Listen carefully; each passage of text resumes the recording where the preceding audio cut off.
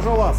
Ąžuolas triumfuoja, kadangi jis pelno pirmosius taškus pratęsime ir 15-12 Ąžuolo komandos pergalė.